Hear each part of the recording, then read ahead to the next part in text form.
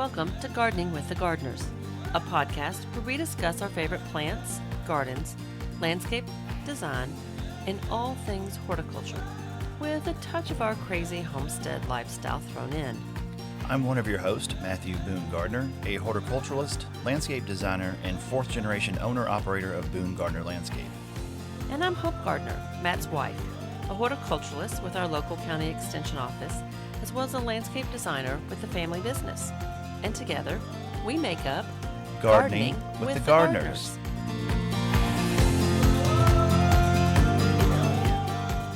We're back. Okay. Episode 23. Episode 23. This is going to be a part 2. Part 2 of our Ireland travelogue. Yes. Nobody's complained, really, so...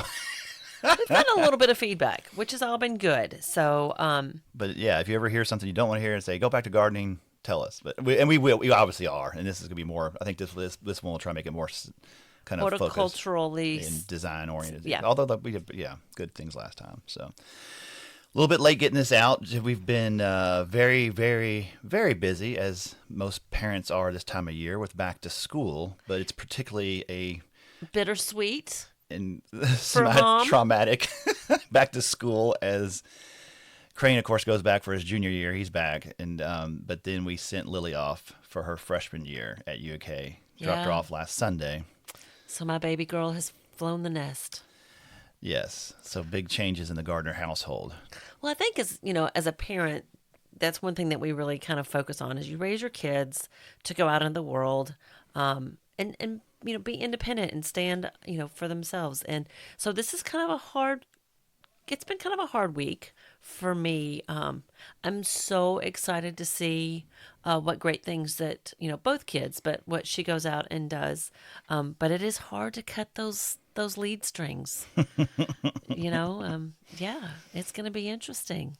So you got that going on, and we wish all parents that are sending their little ones off to school the very best. Blessings for a happy, healthy school year. So for everybody, for teachers as well, that all the kids are coming back. School administrators, So our thoughts are with everybody out there. And we can't believe. Back to school. Of course, we start so early now, but we're in the dog days of summer, and we'll be approaching fall here shortly. State Fair is going on right now as we speak. Kentucky State Fair and the horse show. Kentucky State Fair, yeah. So I had a really fun time. I went out Monday and worked with the 4-H program, and am blown away every year that I get the opportunity to do this. I feel very fortunate that I do. But I help check in a lot of the 4-H, the horticulture projects coming in. And it is so neat to see the hard work that these kids put into all of the horticulture exhibits. But, if you do have a chance to get out to, any really state fair, it's really worth, that time just to walk through, some of the kids. Well, and most people don't even, I think a lot of people go to state fair and they may go for certain things like either a concert or the midway or whatever. And a lot of times they don't even see some of these other wings, like the East Wing and the West Wing, or where all these different demonstrations or exhibits, thank you, are being shown, and livestock and everything else. It's a lot of fun. It is fun. And I know, Kentucky is really fortunate that we have a just top-notch facility to host our state fair. And over in the South Wing, there's just so much to see. So, when it's really hot, it's a great place to escape the heat. It's air-conditioned. But get in there and really get an opportunity to visit some of those exhibits that those kids put in. So before we go back into Ireland, I guess just a garden farm update, anything we want to talk about. It's been, I guess this is the El Nino effect, is all this rain we've been having. I don't know. It's been crazy. It's been amazing. I've never seen so much rain in August and this late in the season. I'm not complaining, though. It's made things tricky with the landscape, but it's keeping things watered. Well, and in bringing it back to our trip to Ireland, it was really amazing, because you think Ireland is the Emerald Isle, and like they get so much rain, and and they have not been getting rain. Unfortunately, we've been getting all of their rain, which has been really good for us because I will say that we are much greener than Ireland is, or at least it was when we were over there. So, but as everything, there's two edges to every sword. So exactly. the weeds are out of control. We can't keep up. Well, and I think things we're are gonna just growing like mad. They're growing like crazy. We're starting to see a lot more powdery mildew, a lot more fungus pressure because of all that moisture. But a lot if it's affecting a lot of our annuals, or plants are going to lose their leaves. We're getting late enough in the season that hopefully they've got enough energy stored that just clean up that leaf debris this fall, and we'll start again in the spring. Yeah, a lot of times it's not even worth breaking out the fungicide at this point because if it's already present, it's just going to be a preventative type thing. So. Exactly. And yes, then it is a preventative. I guess you've got lots of cut flowers going on. Lots. Trying to think what else. Weeding. We talked about that. What else is there? I guess pretty soon we'll probably talk about collecting seed for the the fall. So kind of putting some of your nice annuals and perennials away if you want to kind of keep that seed bank going. And So, and this is also a great time that, if you want to make additions to your landscape in the fall, which is a great time to plant. for planting, start now thinking about if you want to add some trees or some shrubs. You can still add perennials for fall. Obviously, you're not going to do annuals, but, if you have an area where you want to create a new garden bed, this is the time to start laying it out on paper, start thinking about what you want to do before you actually get to the time that it's go. Exactly. Yeah. Exactly. And then around the farm, things have been kind of steady. Everybody always asks about the peacocks, and The peacocks. the babies are doing good. Like you said, the one with the single mom with a single baby. With one of the first. It's not even. It's like a teenager now. I guess she's gotten really big, or I guess I can't tell yet. We'll see. Not until they start coloring up can you really start telling. I think it's a male actually, because they'll start kind of trying to spread those tail feathers, and there's really not tail feathers there just yet. Well, they have that kind of initial fan. That not the one that people think of, the big peacock tail, but like that little kind of looks like a turkey tail, or kind of like like what a kid would draw as a Thanksgiving turkey. And it's funny seeing these juvenile peacocks all of a sudden flip out their tail, and they strut around and start twirling around, and it's quite. But now at this stage, they're all still kind of a brown color. They don't have their bright. Yeah. It's not like what you see on Instagram or some of these AI pictures that show baby peacocks that already have all of their color. They don't. They're just brown. They don't start getting their colors until, like you said, that puberty, teenage years, and then that's when you can really tell if it's a male or female. So right now we have a lot of little brown birds that kind of look like maybe a turkey, maybe a chicken, maybe it's growing up to the size of a peacock. So so they're still growing. They're still doing really well. Mm-hmm. We talked about, I think we didn't really get our vegetable garden in this year because of everything that's been going on. And we have been fighting weeds. So I have been putting large sheets of plastic over the garden area and using a method called solarization. And so I will put where I intend to have the garden, cover it with plastic. I usually use, if I can get a 6 mil clear plastic, a lot of times they'll use old sheet from something else, yeah. Mm-hmm. But that plastic will heat up like a greenhouse, and it gets those temperatures high enough that it kills the weeds that are present, and then hopefully start killing some of those weed seeds as well. So if you do have an area, you've still got just a little bit of time, because you really need about 3 months of really good heat to solarize those areas to kill any of the weed seeds. But it's not too late. Go ahead and do that. That's hopefully going to help prep for next year's vegetable garden when we get it in. But that's another thing that you can consider doing right now. Exactly. Yeah. Very good point. Great way to, if you have the time and you're not in a big rush, it's a great way, very green and very cost effective way of doing it, and less labor too. It's not like you have to go into the sod cutter and take everything up, and No, I just put a big old sheet of plastic, hold it down with some bricks or actually old terracotta pots, and let Mother Nature help me out. It's awesome. So yeah. Okay, back to leg 2 of our Ireland itinerary. Oh, what a wonderful trip that was. I'm ready to go back. That's what she said. She keeps sending me all these reels and things of properties for sale over there. I'm like, okay, we're not quite there yet. No, we're not. But it's always fun to dream. And I keep sending you reels of, hey, we didn't see this. We missed this, wonderful, landmark or, yeah. There's a lot we missed. Yeah, there's a lot we did. So, yeah. We left off, we were in Kilkenny. I guess we did Smithwick's is the last thing we did, the brewery. We stayed in Kilkenny area right outside of that for about 3 nights, I guess. And then we had one of the day trips we had was down to Waterford. So, right, you really wanted to hit Guinness. I really wanted to hit Waterford. Did we? I don't think we discussed Waterford in the first podcast. No, we did not. No. So the House of Waterford, obviously the crystal, a famous Irish crystal. Mm-hmm. And the neat thing about Waterford, it's on the coast, so we really drove. Well, it's the oldest city in Ireland. It's actually an old Viking settlement. It's one of the no first wonder ones. I liked it so much. Yeah, so we did get to do that tour, and it was really, really interesting. And I'm going to say like in a past life, but years ago when I had more free time, I actually got into doing stained glass and really appreciate glass and glass art. And so Waterford was an area that I really wanted to see. And it was wonderful because when you do the tour, I was amazed at how much they show you. Mm-hmm. They really take you through the glass entire process, blowing and cutting. So that was a really fun it's day a great trip tour. for me. Yeah, it's a great tour if anybody does it. Even if you're not even if you think you're not into crystal, it's a fascinating tour. So it is. And then I guess we did some other things around there, but then we went back up to Galway. That was drove west. Galway was an amazing town. We loved it. It was really a lot of fun. Dublin was great, and I don't want to take anything away from Dublin. It's a big city. It's got so much to offer. But I have to say, I think I really liked Galway.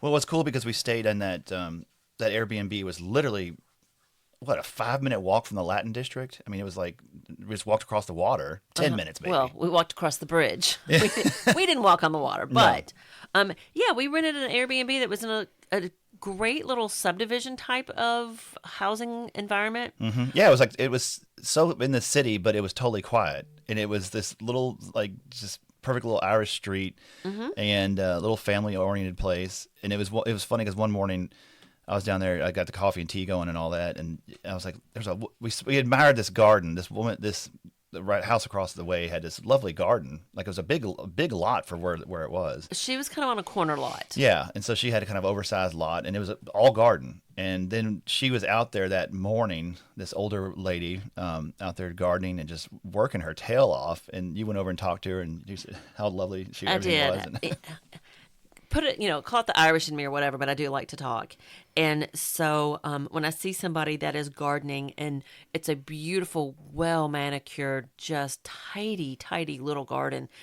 So of course I went over to the fence and was talking to her.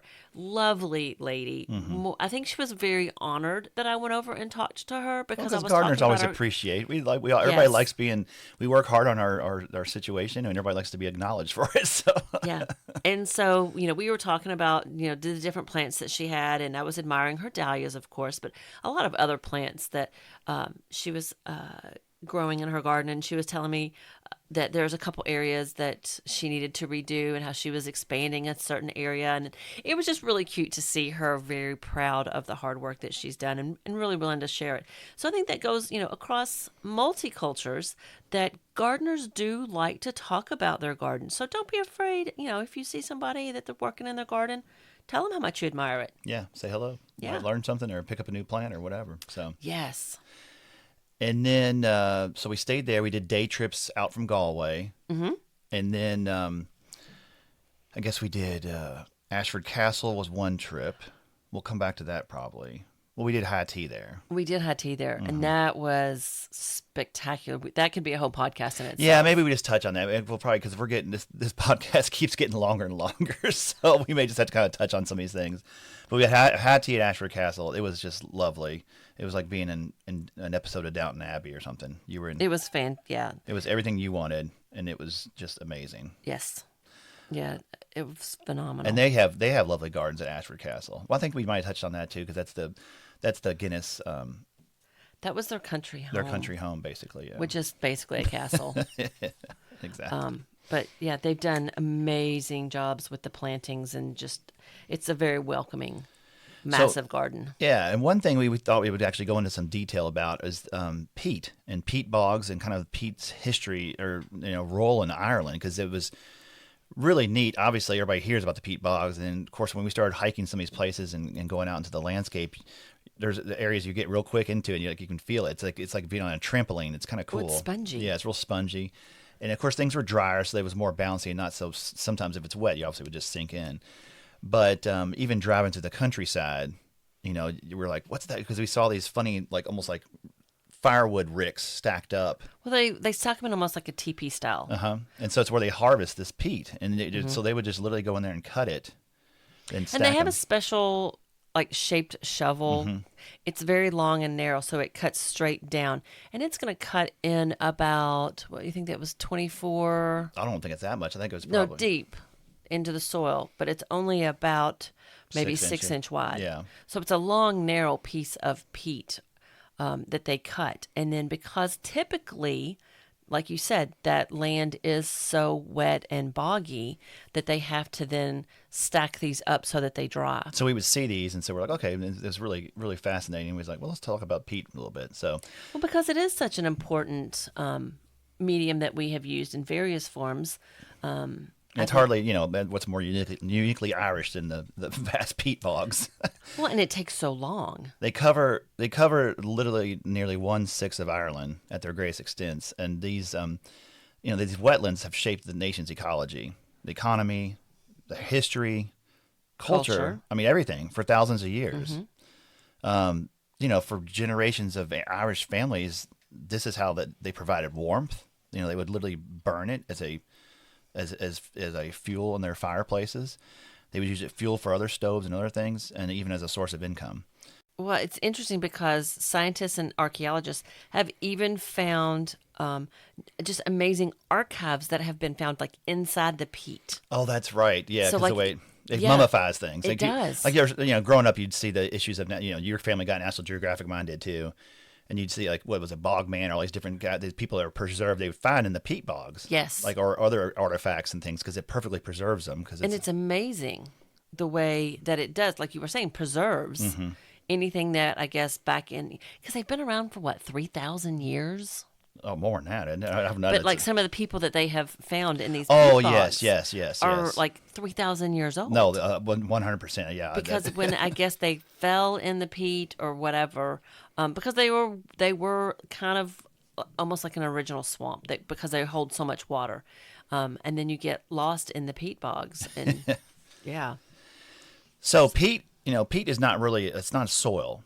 No. It's decomposed plant material that accumulates in these waterlogged environments, and then where decomposition is extremely slow or doesn't even occur at all. The process is this poorly drained soils, the rainwater saturates the ground, and then all those various things we saw that make the landscape so pretty in Ireland and Scotland: the mosses, the sedges, rushes, the grasses, yeah. And all these other wetland plants. They grow abundantly during the growing season. But then when they die, they would normally decompose, like in our environments or any other normal environment. They would normally decompose through the activity of the bacteria, the fungi, insects, and all those other organisms. But peat bog, a lot of times it's so saturated, there's a lack of oxygen. Yes. So it's anaerobic versus aerobic. So it's really neat because without that oxygen, the microorganisms that usually help with the with composting, with decomposition, they can't fully break down because there's no oxygen in there. So it just creates these layers upon layers of vegetation that kind of accumulate over the years, and then you end up with these amazing peat bogs. So the peat bogs are actually kind of like what that sphagnum moss is that we usually think of, or peat moss. And so it does act like a sponge. It has amazing water holding capacity. Exactly. And as the new mosses grow upwards, the old layers beneath, they'll die, and then they only partially decompose. So it's centuries and millenniums of decomposed layers that form these peats. Yeah, it just keeps kind of pressing layers upon layers upon layers. But that's what I said. It takes centuries and millennia to accumulate. It accumulates very slowly. I mean, It's like 1 millimeter a which year. is 0.04 inch each year. A peat deposit 10. So like for instance, a peat deposit that's 10 foot deep, 3 meters. It may therefore represent 3,000 years of continuous plant growth and accumulation. That's That crazy. takes a long time. So some of those Irish peat bogs, they were actually formed shortly after the Ice Age. So it's nearly 10,000 years old. That's mind-boggling. It is. So I guess there's really kind of two major types of peat bogs: the raised bogs, which kind of develop in lowland basins and eventually become dome-shaped masses of peat fed almost entirely by rainfall, and then the blanket bogs, found primarily along Ireland's western mountains, and that's kind of where we were, in coastal regions where abundant rainfall allows peat to blanket the hillsides and valleys alike. And that was what was amazing, because I had this image of like the peat bog being kind of these low line, like what you think, like the first one, the low line area, kind of whatever. And we're walking through the the mountains, mountains, and it's all bogs. There was one day that we went hiking, and I was kind of wondering. I mean, I thought, okay, well, I guess they have these wood, and really they're kind of like a bridge. Boardwalk. Yes. Like a little boardwalk. They have but it goes up the side of this hill, and you're like, well, it's just kind of flat, and there's really not a lot of grass on either side. I don't know why we're supposed to stay, It was not we thought on the path. Yeah, but we were like, why do we need on... this?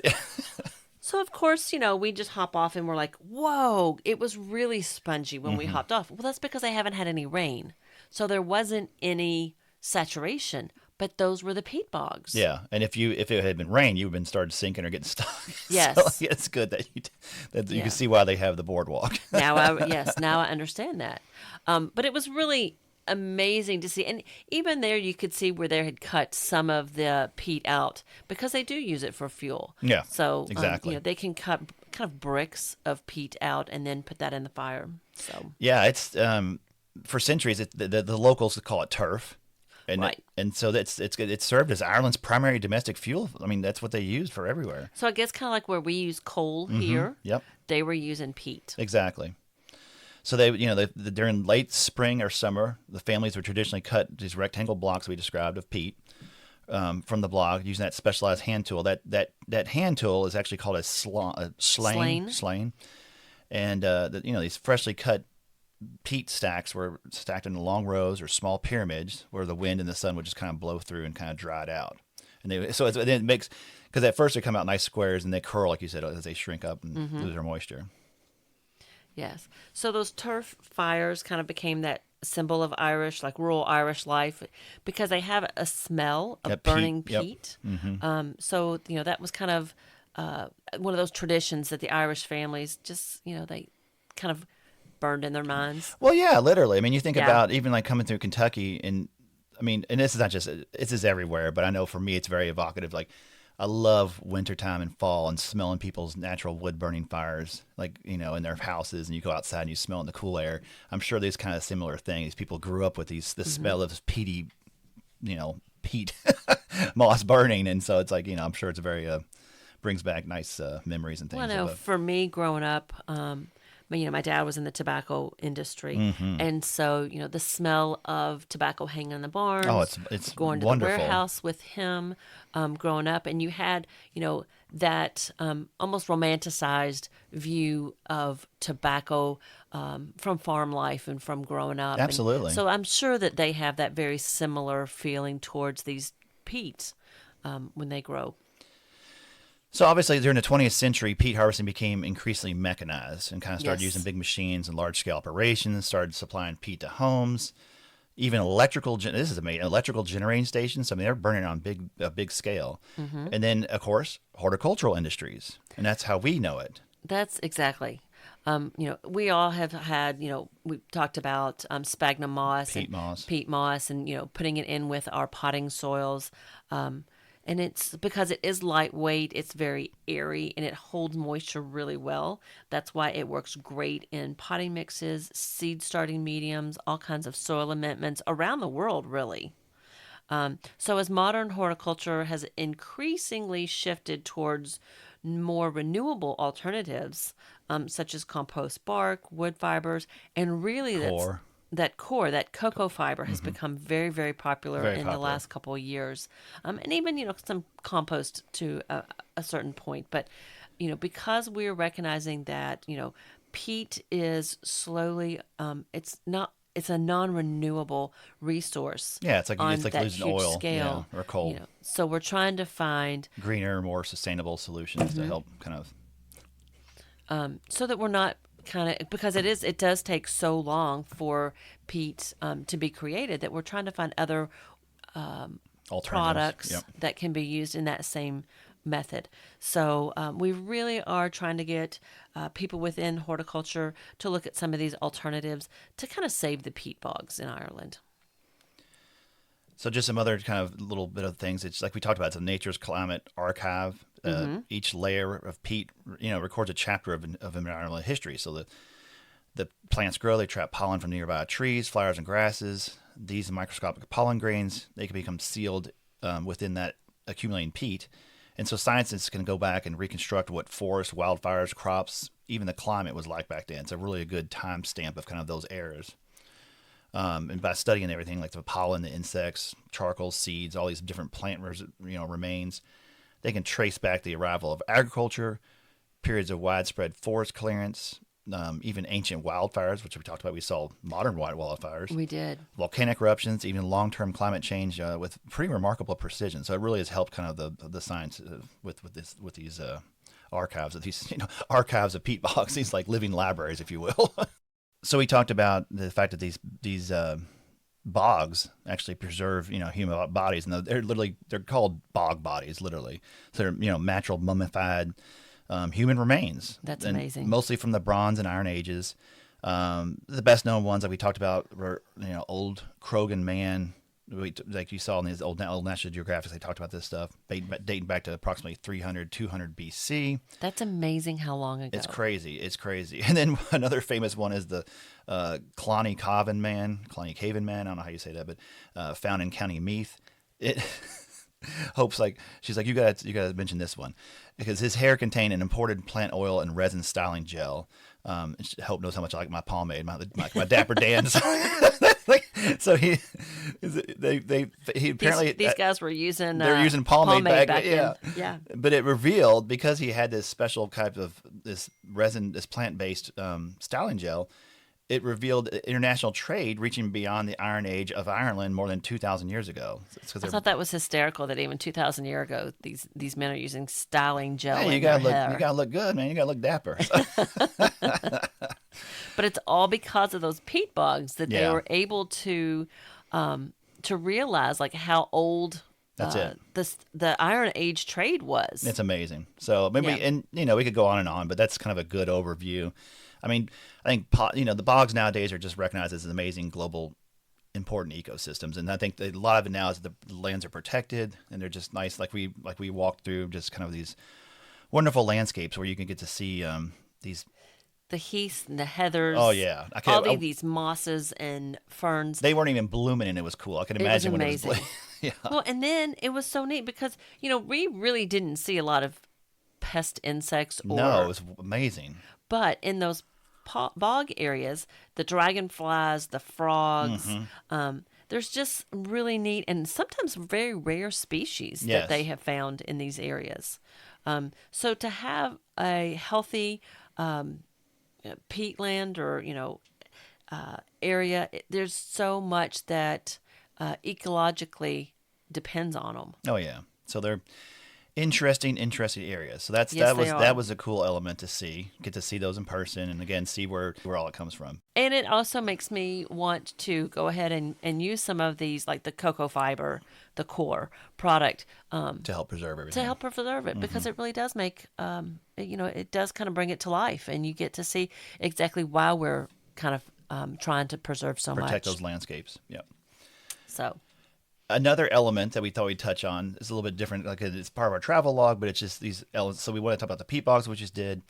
We also want to touch on stone walls and stone and the relationship of stone in Ireland, because it is, everybody knows it, but then when you go there, it is really prevalent. I mean, the stone walls are everywhere. It's just like driving through central Kentucky, but even more so. Even more so. Yeah. It is. So what I thought was really interesting is in the first time that I had a chance to go through Ireland, it was very interesting because I met a young lady who was about my same age that was from Ireland, and she was explaining to me that those walls you could when you could fence in an area with the stone walls, that became your land. Yeah, it was kind of like marking your territory, and Yes. this is mine. So each of those little fences or paddock areas inside that stone wall could be owned by somebody different. Oh yeah, So then you might have one here, and then 4 fields down would be another one of yours, and then two down from that might be another one. They were not always connected. It was very kind of a hodgepodge blanket. Exactly. But that's what was really interesting to me to see how they did that and determine whose land was whose. It is really, and they're so widespread. I can express. I mean, again, they're just everywhere, and it's really spectacular. And then between the stone walls and the ruins, like I mean, there's ruins and castles on every property. It seems like every farm's got some. Even if it's not on the historic trust or whatever, it's still like this dilapidated, amazing ruin that like it's just tradition. And it's awesome. So I mean, this skill of Irish walls and stone building is really an ancient building technique. Tradition. Yeah. Well, it dates back more than 5,000 years to Neolithic period. yeah, between what 3,500 BC. 3,500 BC. Yeah. Yeah. And so that's how they, like I said, they built their farmlands, they built their homes, they built, I guess, tombs. They're building stone tombs, like you said, their homes, defensive structures. Well, and it was before mortar and concrete were ever used, so they No, had to learn it's all dry laid. the techniques to make sure that they stayed where they needed to be. Yeah, and that's what's so amazing. I mean, they're dry laid, which we'll come back to more about that in a second, but and they last hundreds, if not thousands of years. Well, and I think because most of Western Ireland, it is limestone, so it's very similar to us.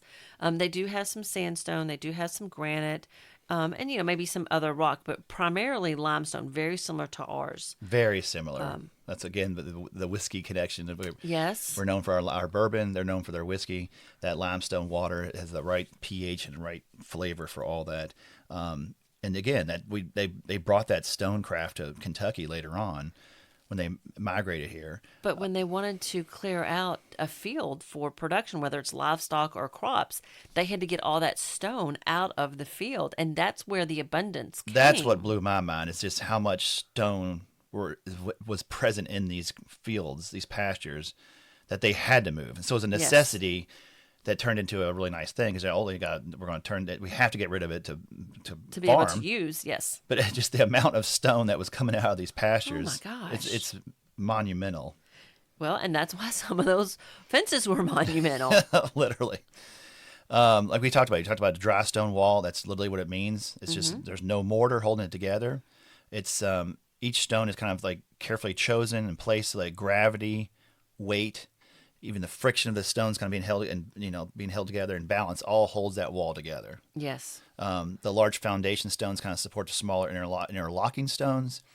And while there's long kind of through stones that kind of tie the wall together too, those kind of really help hold the thing and make it steady. And the end result is an incredibly strong structure that actually is like flexible enough to move slightly with frost, settling soils, and changing weather without falling apart, which that's a key thing. That's why they last so long. Well, we put them together with mortar a lot of times, and we think, that makes them very stable. But when you think about wind, freezing and thawing of water, oh, yeah. Just the way our ground settles, it does need to have some ability to move and adjust to this environment where they have learned that so well. It's incredible. Yeah. And as somebody does hardscape through our landscape division, obviously, I mean, it's a lot of times I'll talk people into just like those kind of things, or like a dry laid patio instead of doing a mortared patio, because it's more forgiving. It allows moisture to move through it, and then it actually, like you say, those freeze thaw cycles don't mess it up. And the same thing with this wall; it actually moves with it a little bit, and it makes for actually a much stronger wall over the long haul. Yes, it is. It explains why they've lasted hundreds and hundreds of years. So that connection with Kentucky and these walls, how we got in Kentucky so many of those stone walls around our older farms, and that's because during that Great Famine between 1845 and 1852, millions of Irish immigrated to America. Yep. And so they brought that culture with them, and were able to start building these stone walls here in Kentucky, and then training other people as well to build those. So we've got an amazing representation of that Irish tradition right here because of our limestone.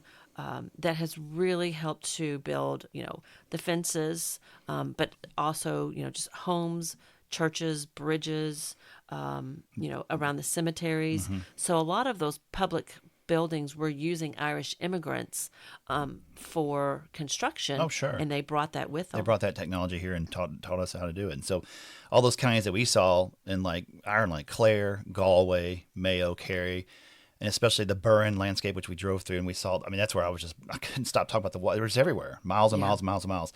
Now you come to the bluegrass region in your homeland, Yes. Woodford and all these, Fayette, and you see these wonderful walls and down Paris Pike and Midway Pike. Yeah. On, even my parents' farm have several of those old stone walls. And I think, looking at that time frame and the culture of both, Ireland and America, they did teach some of the, farm workers. So it wasn't just Irish, but they did, develop that and teach other people within our region. So that it became very, very popular. Oh, yeah. And, it's all Scottish, English, and German immigrants all contributed to Kentucky's stone building traditions. And the Irish craftsmen played a major role. So we taught, Yes. So the tradition is alive and well today. Mm-hmm. And very much so. It's really cool because several organizations are working to preserve this old stone techniques and dry stone walling. Well, it's so much heritage. It's a lot of heritage. I mean, even UNESCO's involved, and then in the Cultural Heritage of Humanity Foundation, all this. But they acknowledge the importance of these things. And then one organization we've actually used in the past and would love to touch on is the Dry Stone Conservancy of Kentucky.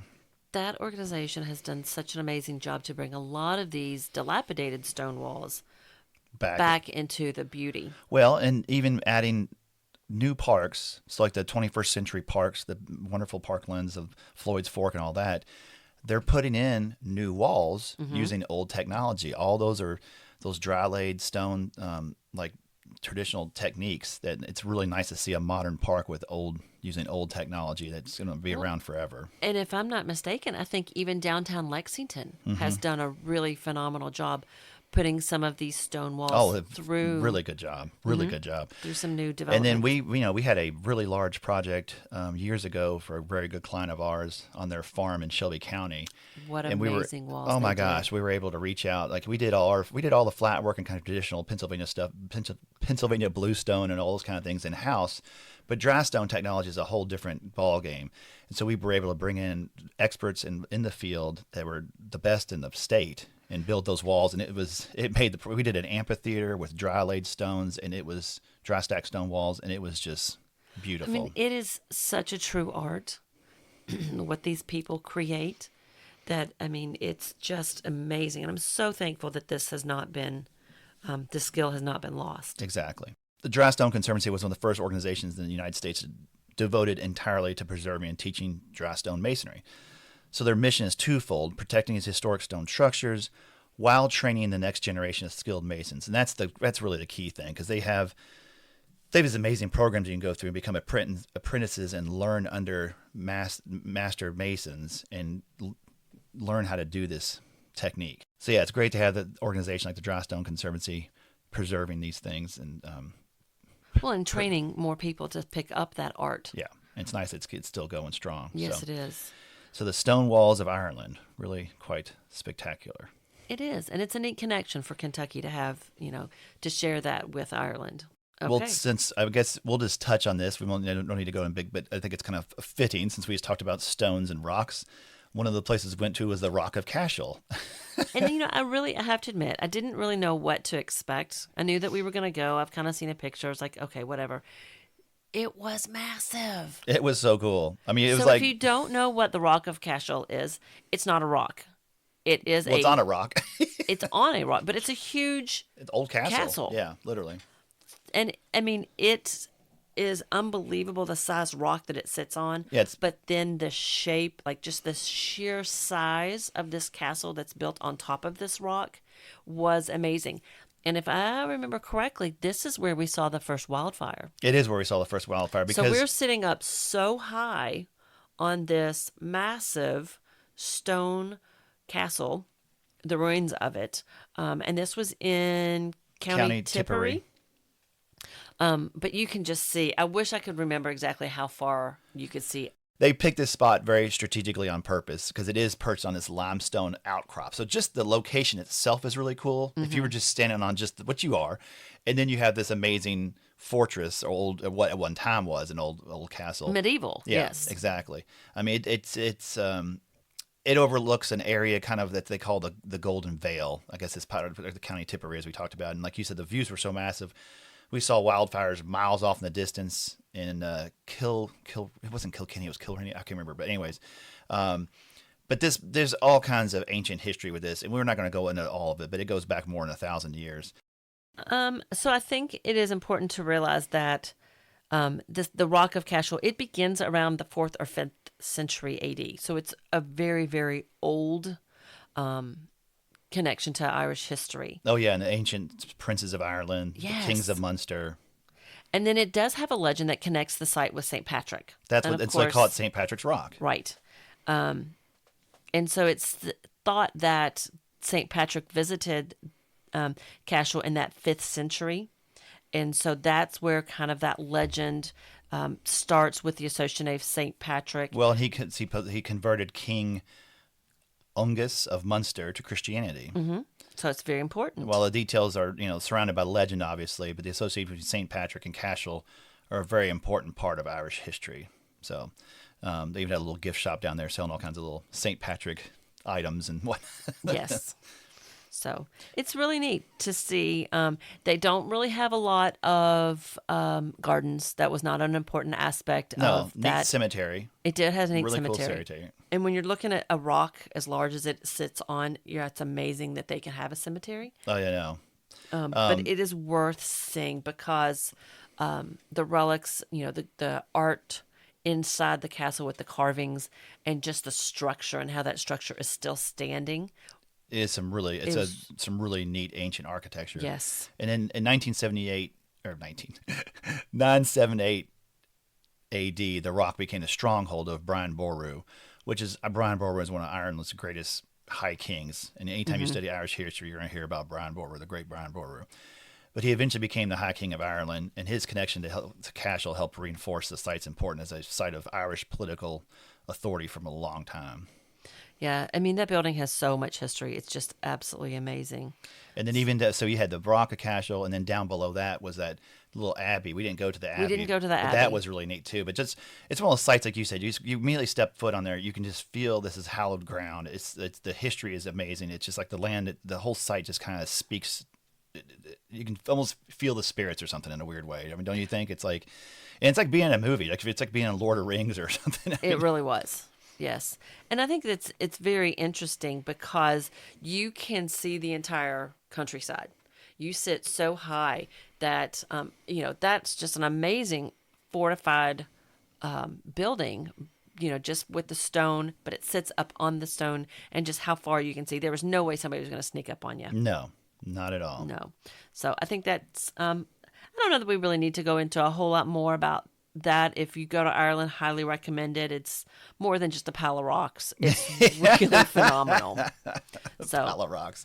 A pile of rocks is everywhere in Ireland, though. No, it is. But they make piles of rocks into art. So there you go. Okay, so let's talk about another, not necessarily a pile of rocks, but the Cliffs of Moher. Yeah, but we are doing a nice theme here. I like this because a lot of rock. A lot of rock. A lot of rock. It's important though over there. The Cliffs of Moher. You can't have a trip to Ireland without. I don't think. I mean, this is one of the big ones they say go check out, and it was spectacular. It was worth it. I mean, it's one of those that it's just like. I mean, it's obviously not on the scale of the Grand Canyon, but it's just like any of those really good natural, amazing sites that you can't take in until you're actually there in person. Photos look amazing, but they don't do it justice. They don't. So it's really interesting because the Cliffs of Moher, they kind of rise up from the Atlantic coast in County Clare. And they're probably one of Ireland's most kind of iconic natural landmarks. Yeah. It's about... It was about 8.7 miles, something like that. Almost, yeah. Not quite 9, but it's a decent stretch. And it's about 700 feet. Some of the heights go up to 700 feet above the coastline. Unbelievable. So it's really dramatic. And they're part of the larger Burren landscape and the Cliffs of Moher UNESCO Global Geopark. So it is a protected landscape, obviously. And thank goodness, because I don't want anybody coming over and just kind of trying to, build a massive house right over there to see the beautiful cliffs out there. Yeah. Their back window. So it's a fun. We hit it at a great time because it's definitely it's a tourist place. Obviously, it's a great spot. Sure. And so they're set up to take buses and all this stuff. We hit it at a perfect time. It was busy, but it was not bad. Not bad at all. Not bad at all. And we had clear weather, which is key. If you ever go, try to go on a clear day. Obviously, you can't predict the weather anywhere, especially in Ireland. But like we said earlier in the first podcast, our weather was very sunny and dry, which was perfect for the first leg of our trip because we went to places like the Cliffs of Moher, and you could take advantage of those vistas and actually see things. Well, because, Ireland is known for the rain. Yep. And if you try to go on a day where it's foggy Misty or rainy, you're not going to get the whole expanse, that Well, vista. remember when we were driving around and Lily was on Instagram and she either somebody she follows or a friend of hers or somebody that just went to the Cliffs of Moher like 2 days after we did. They couldn't see anything. They literally couldn't see the views of the amazing coastline because the weather was so bad. So it was like you might as well not even gone. So on a side note, because it's really interesting, as we're walking up, our son Crane is walking, and all of a sudden runs into one of his fraternity brothers. That was the craziest thing I've ever seen. So here we go all the way to Ireland, and he bumps into a friend of his from university. So yeah, that was kind of a fun little moment there. But that was fun. That was fun. So we talked about how there wasn't a lot of people there at the time, but just so happens to run into somebody that we know. I know. What are the chances? Yeah. So the Cliffs of Moher were formed more than 300 million years ago. That's amazing. During the Carboniferous period. The region was covered by a shallow tropical sea. So over millions of years, layers of marine sediments accumulated on the seabed, eventually compressing and kind of these distinctive shale and sandstone layers that form the cliffs today. That name Moher comes from the Irish word mothar, meaning a ruined fort or ancient structure. And it's definitely an ancient structure. Yeah. So a promontory fort once stood near the southern end of the cliffs, likely serves as a lookout point along this exposed Atlantic coastline, which again, just like the Rock of Cashel, and all across Ireland, it's a small country, but they were very smart in ancient times to create these strategic points of like vistas to create, good observation points. I think they had to because of it's an island. You got to protect it. It is, and then you had all of the. You're constantly getting Vikings. sacked by Vikings and everybody else. Yeah. And, Well, because it's such a beautiful country, everybody wanted it. Mm-hmm. So they were very kind of a defensive or settlement. The cliffs were part of a traditional agricultural landscape where local families, farm small plots of land, graze their livestock, their sheep, whatever, and harvested turf like we talked about from the nearby bogs. And that was kind of cool because they still had sheep running around there. They do. And in fact, almost every site we went to, every single site we went to has they're still using cattle and sheep, agricultural land on a protected, which is great. So it's not only a preserved site that the public can come and learn, but then they're actually making use of in an agricultural fashion, which is great. And of course, I have lots of pictures of cows and sheep as well. So hopefully, we'll get some of that up on the website so people can see just how amazing and agricultural and beautiful the land is. So yeah, there's even a tower up there. We just saw the tower, but we didn't go up, and I don't know if that's open to the public or not. But it's cool. It's really neat. It is. So one of the things that I thought was really, really cool is as we walked across kind of the cliffside, and then, they do now kind of have some barriers that kind of prevent you from falling over and, off the cliff. Be a bad first step. It would be. It would be. But it's so amazing to see, like what plant material has survived. I was amazed. The plant diversity up there was really quite stunning. It It's really pretty, was. yeah. And so many of what we, and I know I think I said this on the last podcast, but the perennials that we go to our garden centers here and buy are almost weeds. They are weeds. It was over frustrating. there. I kept saying this every time we walked everywhere because it was frustrating me. I was like, why do their weeds look so good? Like, we see all our horrible things we don't like honeysuckle and dandelions and all this crabgrass. And all their perennials their weeds are basically these lovely perennials growing. Yeah. So we call thrift or sea pinks. Mm-hmm. They're just growing. Armeria. Yeah, they just grow kind of along the side of the walkway. You've got The red fescue. yes, and it's very, very ornamental. Mm-hmm. It really does. Because it's such a tough natural grass, it can survive very well on those cliffs and the hillsides and things.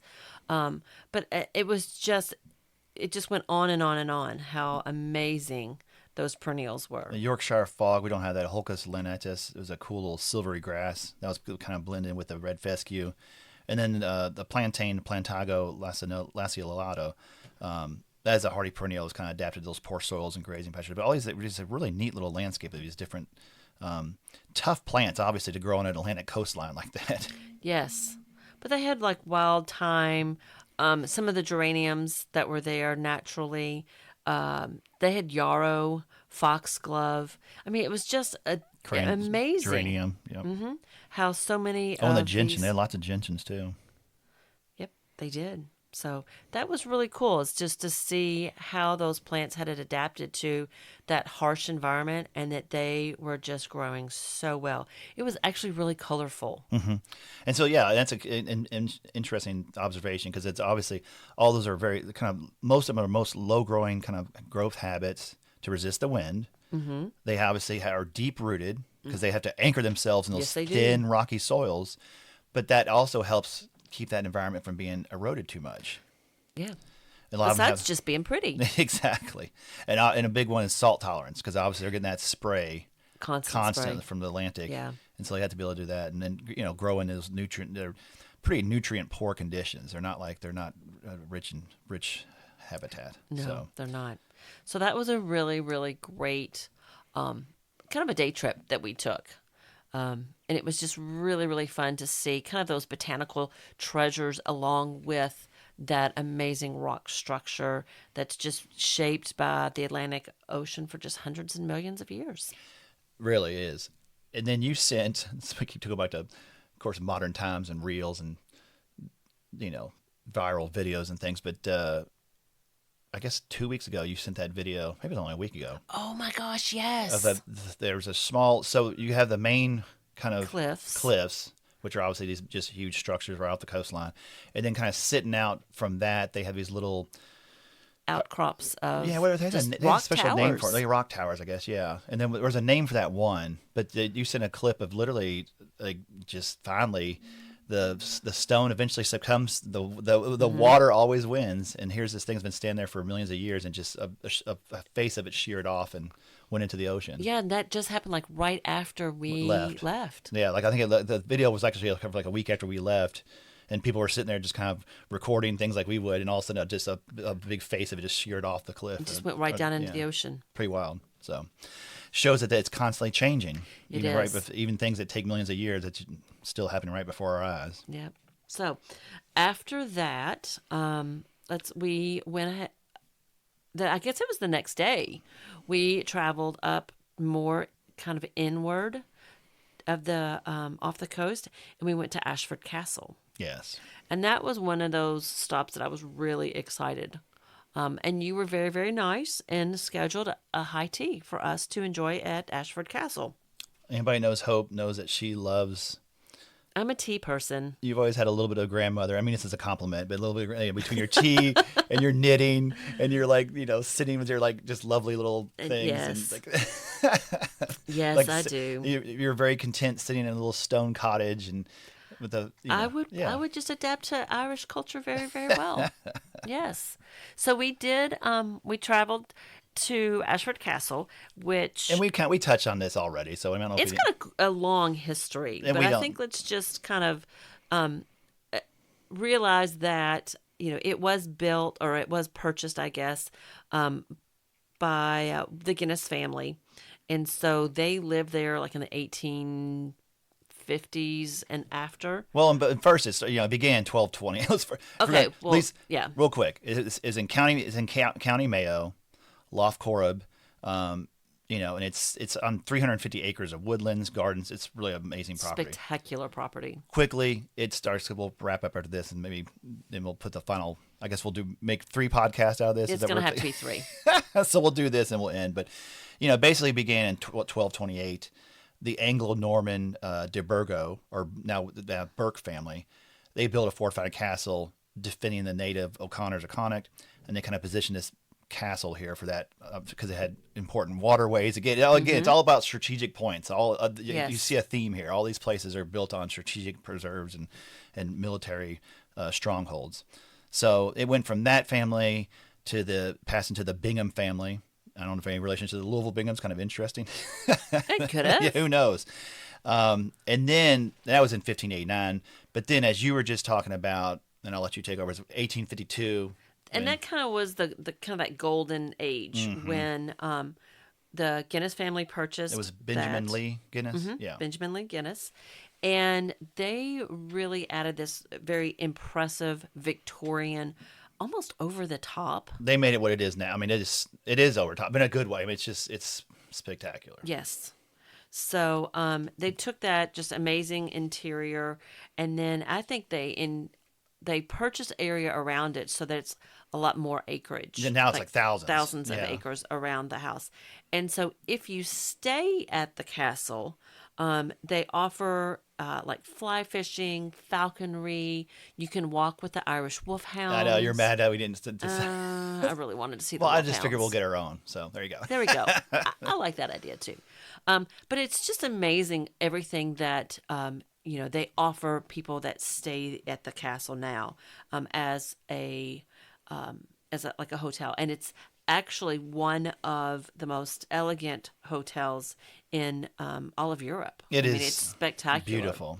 Really quite lovely. But they have the most amazing formal gardens, scenic walkways. I mean, they have a collection of like rare and exotic plant species that as horticulturalists, we walked around briefly and I got a taste of it. And it was just lovely. Oh my gosh. Yeah, and I guess that was Arthur Edward Guinness, who was the son yes. of Benjamin. Once he passed away, he was a real passionate horticulturalist, and so he's the one that kind of created those gardens. And it is, like you said, it's just one of those, just for the specimens alone, you're seeing these ancient, breathtaking trees that have just been there for so long. Arthur Edward Guinness planted thousands of trees across that property, and he's the one that developed these spectacular formal gardens and these walkways that I was talking about, and really, really took his vision and love of horticulture into this landscape design. So it was amazing what he created. Exactly. It was cool. We were walking on the gardens before our tea schedule, and we actually saw a family out there doing the falconry. Yeah. And that was cool. We did that. We did a little bit of a falconry when we went to the Cotswolds. The Cotswolds and our English. But I think this one is more of one-on-one. Yeah, and you walk the gardens and they're running. It was cool. It was really neat. Yeah, and I think unfortunately we were kind of standing and watching, and we distracted the falcons. So we moved on quickly. We had to move on. And that was funny too, because this place is so lovely, and obviously a very high-end hotel, and they're very they have to be careful about things because obviously people want to come in and look at it, but it has several checkpoints just to get in there. So you have a big gated entry. You have to go to that checkpoint, explain why you're there. Are you a guest? No, we're here for high tea. Okay, blah, blah, blah. And then we go and park.